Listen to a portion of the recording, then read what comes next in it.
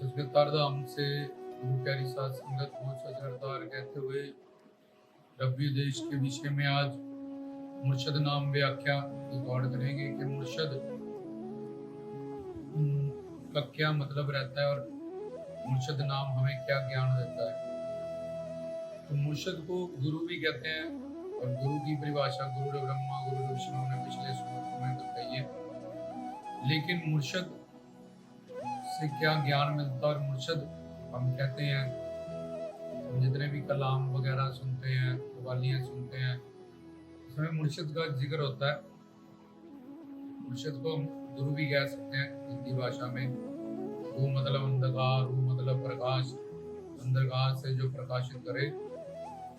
लेकिन अब जो शब्द मुर्शद है उसी पे हम व्याख्यान रिकॉर्ड करेंगे। मुर्शद मतलब जो हमें मूर्छना से निकाले। मूर्छना मतलब बेहोशी।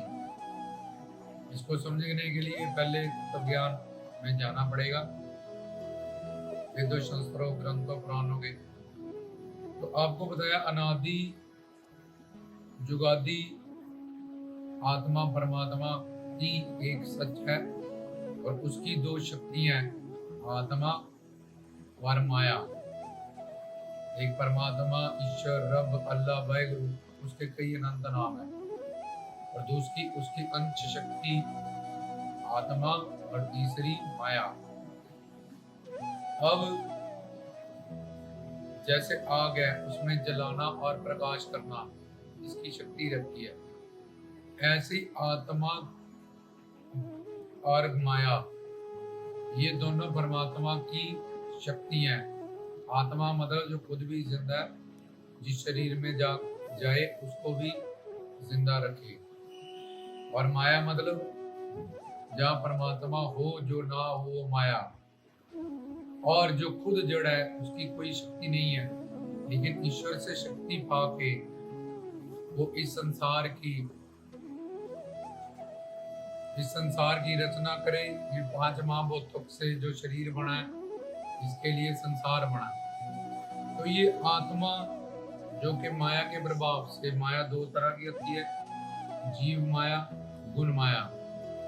जीव माया का मतलब है कि जीव माया फिर आगे जाके 2 तरह की में डिवाइड होती है। एक तो अपने स्वरूप को भी ला देती है कि हम एक दिव्य आनंदित सच्चिदानंद स्वरूप अंश शक्ति आत्मा है अपने परमात्मा की।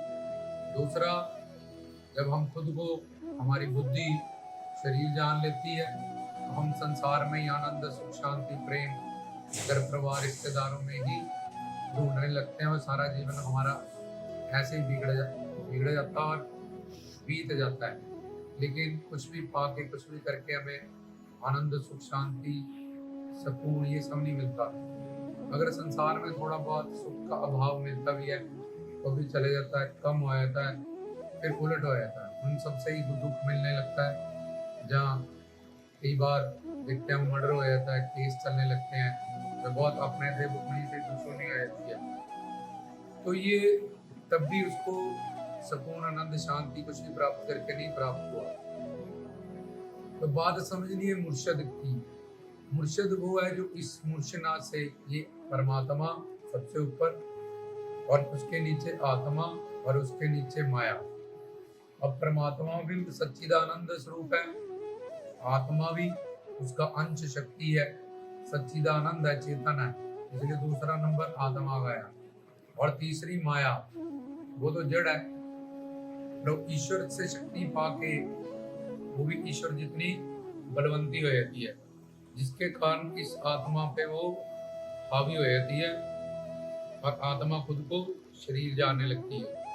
और ये आत्मा है जो, ये पीछे आपको तत्व ज्ञान में बताया था कि ईश्वर को अंशी कहते हैं। उसके 2 तरह के समांश होते हैं। ये तो ब्रह्मा, विष्णु, शंकर, विष्णु जी के 24 अवतार, कशमश 12, रामकृष्ण अवतार में जो लीला करने आते हैं उनके प्रेरक, ये सारे।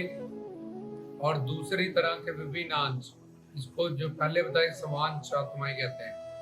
दूसरा विभिन्न अंश, विभिन्न अंश में फिर 2 होते हैं। एक नित्य मुक्त जो संत महात्मा महापुरुष हैं, सतपुरुष, और एक उनसे शरणागति करके, उनसे साधना प्राप्त करके, मीरा की तरह, भाई लैना जी की तरह, सूरदास वाल्मीकि जी की तरह, तो वो भी साधना मुक्त हो गए, क्योंकि उन्होंने अनादि मुक्त, नित्य मुक्त, मायातीत संतों की शरणागति को कबूल किया। उनके मानव चोले का जो लक्ष्य है वो पूरा हो गया।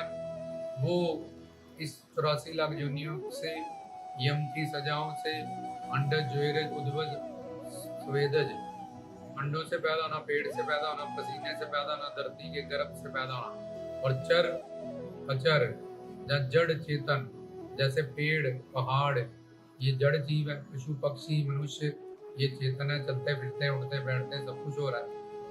तो इन ग्रंथियों में, जड़ चेतन में, जो अंडज ज्वेरज उद्भव स्वेदज, इन चारों खानियों में जो बंधे हैं वो माया से अधीन सब संसारी। तो लक्ष्य क्या है इस मानव चोले का, कर्म योनि का, कि इस माया अधीन कैटेगरी से निकल के जो वो भिन्न अंश में है, हमें माया अतीत होना है। हम माया अतीत तो हो सकते हैं शरणागत करके, साधना करके इस मानव, लेकिन हम स्वांश आत्माएं नहीं बन सकती। जो स्वांश आत्माएं बताई गई विष्णु जी के 24 अवतार या ब्रह्मा विष्णु शंकर, ये ईश्वर की स्वरूप शक्ति, योग माया शक्ति, सच्चिदानंद शक्ति के गवर्नर है। और मायातीत है जो सिद्ध नित्य मुक्त संत, ये उससे गवर्न होते हैं। जैसे आज्ञा पई काल की कहते हैं, जीवित आवे कसम दी बाणी, तैसड़ा करी ज्ञान में लालू। जहाँ तुलसीदास लिखते हैं कि ये राम का बोल है, कबीर जी कहते हैं जो करे सो मेरा राम करे, होवे कबीर होए, क्योंकि वो इस शक्ति से गवर्न होते हैं। जो मायातीत संत हैं उनको जो ऑर्डर है ऊपर से वो वैसा ही करेंगे। धर्म की स्थापना तो स्थापना करें, कुर्बानी तो कुर्बानी करें, कहीं विचार करें, कहीं जंगे लड़ें, जो भी अकाल पुरख का उनके हुक्म उतरता है उनके कसम प्रीतम प्यारे का, वैसे वैसे ही वो चलते हैं। तो हमने समझना है मुर्शद, तो ये आत्मा जब से है तब से ही अपने परमात्मा से विमुख है। जिस तरफ को इसने मुंह किया हुआ है, इसमें माया हावी है, खुद को शरीर इसने जान लिया, इसलिए शरीर में ये अनंत जन्म से आगे से आगे, आगे से आगे, आगे से आगे सुख शांति प्रेम अनंत, और सुख शांति अनंत प्रेम अल्लाह खुदा वाहिगुरु, ये इस शक्ति का नाम है परमात्मा। और ये उसकी अंश शक्ति आत्मा, क्योंकि ये भी चित्त है, ये भी चित्त है, इसका नंबर दूसरे नंबर पे है। और नीचे माया, वो जड़ है, उसकी अपनी कोई शक्ति नहीं है। जैसे ये मोबाइल पड़ा है, ये खुद कुछ नहीं कर सकता, इसको बाजू नहीं लाया, बाजू आत्मा के कारण हिल रही है। तो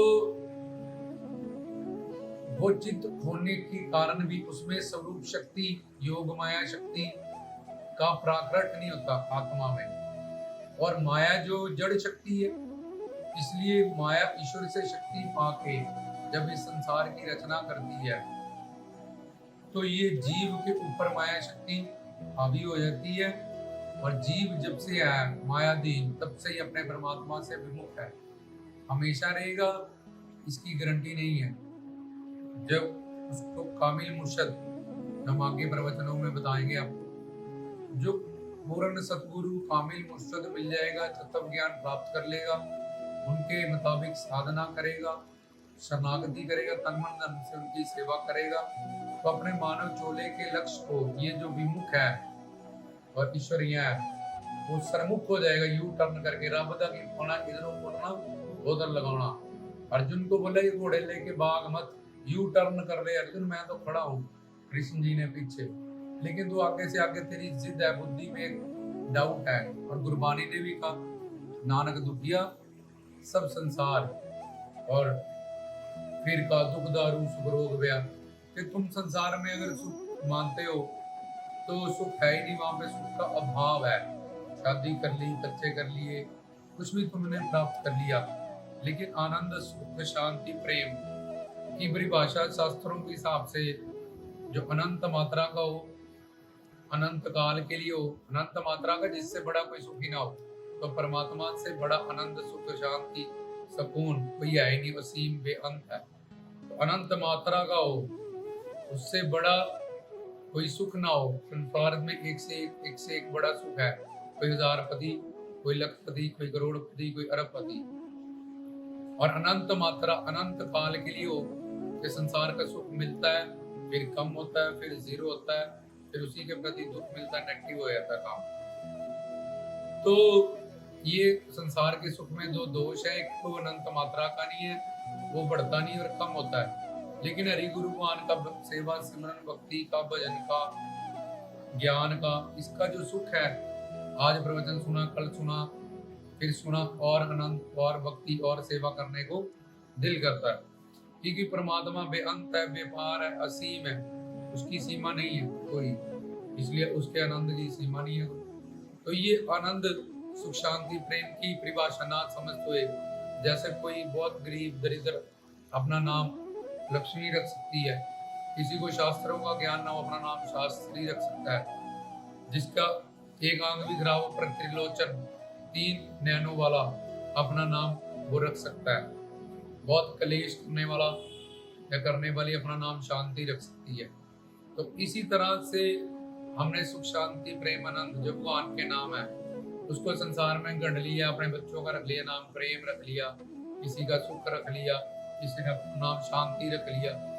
तो ये सब नाम रखने से उसका गुण नहीं आ जाएगा। तो ये जो जीव है, जो अनंत जन्म से, जन्म जमांतर से, जब से है मायाधीन, तब से ही जो अपनी बुद्धि और इस माया के प्रभाव होने के कारण बेहोश पड़ा है, जिसको अपने मैं कौन और मेरा कौन, उसको पूछे कौन, मैं डॉक्टर हूँ, मैं इंजीनियर हूँ, ये तो तुम्हारा डेजिग्नेशन, मैं लड़का हूँ, लड़की हूँ, ये तुम्हारी सेक्सुअल पहचान है, तुम बता रहे हो कि मैं लड़का या लड़की हूँ। अपने लिंग की पहचान तुम बता रहे हो, स्त्रीलिंग, पुल्लिंग की, और मैं नेपाली हूँ, मैं गुजराती हूँ, मैं पंजाबी हूँ, ये सब तुम बोल दोगे, ये मेरा नाम हो, तो तुम्हारे शरीर के सब कुछ वर्णन जो तुम बता रहे हो। लेकिन जब तुम्हारी मृत्यु होती है, शरीर जिसके कारण जिंदा है, मैं कौन, मैं और मेरा, मेरा कौन, मैं मतलब आत्मा और मेरा मतलब आत्मा का। तो अब आत्मा का हरि गुरु भगवान है, जो दूसरा परमात्मा है, और आत्मा सच्चिदानंद स्वरूप है, तो अपने आनंद को ही वो चाहती है, ऐसा आनंद जो अनंत मात्रा का, अनंत काल का और हमेशा बढ़ने वाला हो। तो इसलिए इस मुर्शदना में जो माया के प्रभाव में आई हुई ये आत्मा है, और माया जीव माया और गुण माया, गुण माया से संसार की 5 महाभूतों की रचना हुई, और जीव माया ने अपना स्वरूप ला दिया और संसार में अटैच कर दिया, जो हमें इस मूर्छना से, बेहोशी से निकाले, अपने ज्ञान से, अपनी युक्तियों से। ऐसी पर्सनालिटी का नाम मुर्शद होता है। मुर्शद मतलब गुरु, जो हमें इस मूर्छना से, अपने तत्व ज्ञान से, वेद शास्त्रों, ग्रंथों, पंथों की में जो ज्ञान है वो बड़ा आसान करके अपनी युक्तियों से, एग्जाम्पलों से हमें समझाए। ऐसी पर्सनालिटी का नाम मुर्शद, जो आत्मा को परमात्मा से मिलाए, शव के अंदर शिव की पहचान दे। हम किस तरह से माया ने हमें दबोचा, क्यों दबोचा, कब से दबोचा, हम क्यों भटक रहे हैं, हमारा आनंद कहाँ है, हमारा सुख कहाँ है, हमें बताए, फिर हम उसको प्राप्त करने में हमारी मदद करें। जैसे कि बीज है, अगर बोरे में पड़ा रहे उसमें प्रोडक्शन नहीं होती, पेड़ नहीं निकलता, लेकिन अगर वो माली के यहाँ चला जाए उसमें ही फिर इतना बड़ा पेड़ निकलता है। ऐसे जो शिव के अंदर इस शिव की पहचान दे, हमारी आत्मा के ज्ञान को, आध्यात्मिक शक्तियों को उजागर करे, एक्टिवेट करे, हमें हमारा मैं कौन और मेरा कौन, आत्मा क्या है, परमात्मा क्या है, माया क्या है, आनंद क्या है, सुकून क्या है, 84 लाख योनियों क्या है, माया के 3 शरीर, 4 दोष, 5 क्लेश, 5 रेख, ये सब चीजों का हमें विस्तार से पहले थ्योरी कराए, और फिर उसके बाद प्रैक्टिकली जब हम साधना करें, जब इस राह पे चले, तो हमें सपोर्ट करे, हमें संभाले, ब्रह्मा बन के ज्ञान दे, विष्णु बन के हमारी रक्षा करे, दिए ज्ञान की जिम्मेवारी ले, और महेश बन के हमारे पापों से, संकटों से, दुखों से, रुकावटों से लड़े। तो ऐसी पर्सनालिटी का नाम है मुर्शद, जो हमें इस बेहोशी में काम क्रोध लोभ अहंकार की माया की अनंत जन्म से जो जीव बेहोश पड़ा है माया के दल से, वहां से निकाले, क्योंकि जब तक ये बेहोश रहेगा इसको दंड ही दंड मिलेगा। 84 लाख योनियों का, नरकों का, यमदूतों का, फिर माँ के पेट में 9 महीने उल्टा लटका, फिर जब छोटा है लैट्रिन बाथरूम पासा भी नहीं पलट सकता है, भूख लगी है, पेट दर्द हो गई है, कोई समझे तो समझे, टुल्ला लगाएगी माँ के, ऐसा हो रहा होगा ऐसे। तो इतना कष्ट में, तकलीफ में, दुख में, फिर पशु पक्षियों का अनंत मात्रा का, एक मच्छर को, सुअर को, कुत्ते को, पक्षियों को खाने पीने, रहने का, रोटी कपड़ा मकान का कितना संघर्ष है। तो हमें इन सब बातों का ज्ञान दे कि ये हीरा जन्म है हमारा अनमोल, जो देवी देवता भी इस पाने को तरसते हैं, मानव चोला, गुरु पीर साधु संत पीर इसको धारण करते हैं, राम कृष्ण भी इसमें मानव चोले में अवतार लेते हैं, पीर पैगंबर भी इसको धारण करते। तो मुर्शिद का मतलब जो हमें इस मूर्छना से, माया से, काम क्रोध लोभ अहंकार से, इस अविद्या से, अज्ञानता से, क्योंकि हम जितना भी कर्म कर रहे हैं आनंद सुकून शांति प्रेम रस पाने के लिए कर रहे हैं, तो हमें आनंद की परिभाषा बताए, वो आनंद कहाँ पड़ा है और वो वस्तु फिर कैसे मिलेगी, इस सब का ज्ञान दे, हमें उजागर करे, हमें इनलाइटन करे, हमें हमारा लक्ष्य जिसकी रहमत से, कृपा से, ज्ञान से और प्राप्त हो, ऐसी पर्सनालिटी का नाम। पहले मुर्शिद क्या करेगा? तन मन धन से सेवा देगा, ज्ञान देगा, फिर मन शुद्ध होने के बाद, जब मन शुद्ध हो जाएगा फिर उसको ब्लेस्ड दिव्य बनाएगा, फिर तुम्हें दिव्य दर्शन होगा, दिव्य अलौकिक अद्भुत दुनिया में तुम्हारा प्रवेश होगा। तो ये गंदा गंदा सामान हम उसको देख के उससे पाक पवित्र सामान पहले तन मन धन से सेवा करके मन को शुद्ध करेंगे, और शुद्ध मन को वो दिव्य करेगा परमात्मा ईश्वर भगवान गुरु के माध्यम से, मुर्शिद के माध्यम से ही ये सारा काम करता है। तो रामदास की तरफ से गुरु प्यारी सारी सात संगत को